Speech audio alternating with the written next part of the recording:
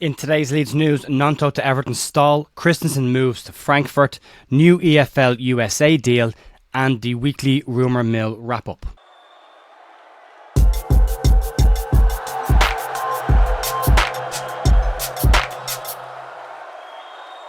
Hiya folks, Jer here on Friday the 19th of July with your Leeds United news. It's desperately quiet.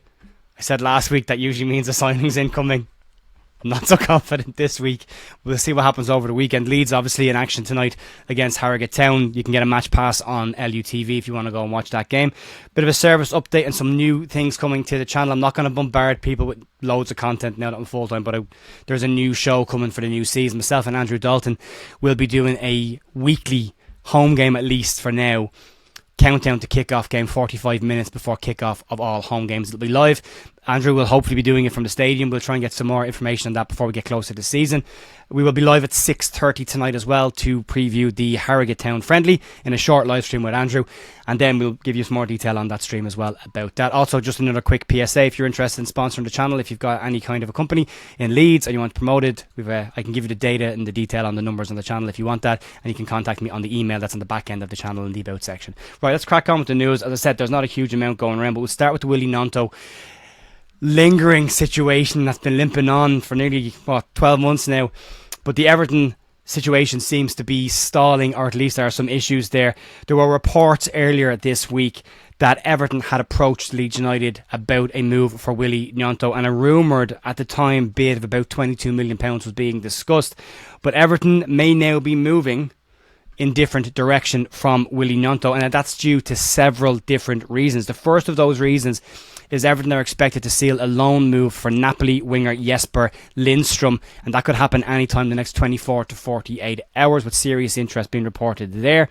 The second one is also the signing of Jack Harrison from Leeds, of which Everton are said to be considering renegotiating the terms of that deal with Leeds in order to make that deal a permanent one, which would obviously get Harrison off of Leeds' books permanently and get some money in the coffers and make him a permanent player. However, the biggest reason for this appears to be news that's come out today of the collapse of the current Everton takeover attempt by the Frederick Group. The Frederick Group are said to have withdrawn from negotiations during their exclusive period to take over Everton due to the fact that there is excessive debt from the 777 partners running of the club last season. Leeds themselves have a part to play in this as well. iSport recently said that Everton believe negotiations with Leeds around the move for Gnonto this time around would be doable, but are now describing the negotiations as not easy to do. And we've heard that with a lot of players that Leeds value at a certain price, Max Vober being one of them, and clubs trying to negotiate cheaper deals. Leeds have obviously done cut price deals on other players that they want to go, but are holding firm on values of certain types of players.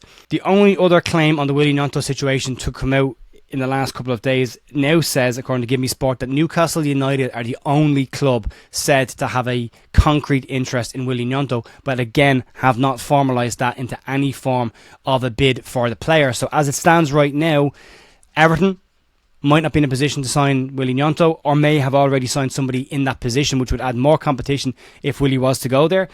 And now with the falling apart of the takeover deal that they've got right now, puts them in a very precarious position and maybe will stop them from spending any money in the immediate future. So Willie may end up staying at Leeds for at least the time being, unless interest from Newcastle is formalised into a transfer bid, or clubs from outside of England come in for the player. But we'll keep an eye on it. It's going to limp on. It's going to limp on right till deadline day. Currently the player hasn't caused any problems. That's great. Fingers crossed it stays that way, but we'll have to wait and see.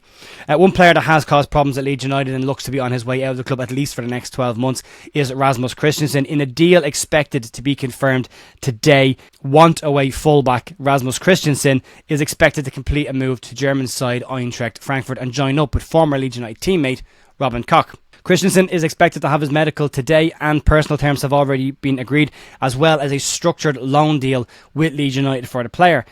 Recent reports suggest Kristensen did not want to return to Leeds United this summer and was desperate to get away from Leeds.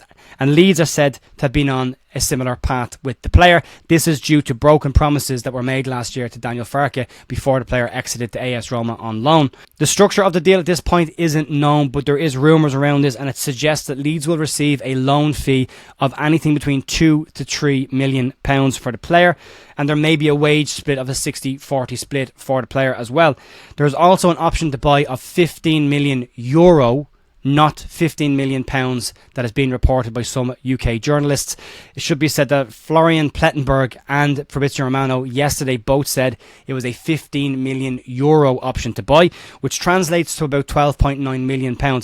If you deduct the initial loan fee from that, if the offer is made at the end of the season, that will happen. You're looking at a deal between 9 and 10 million, which is round about an understandable and expected bid for the player. So that's a little bit more digestible than the £15 million option to buy, which nobody was realistically ever going to pay in their right mind. So it's €15 million.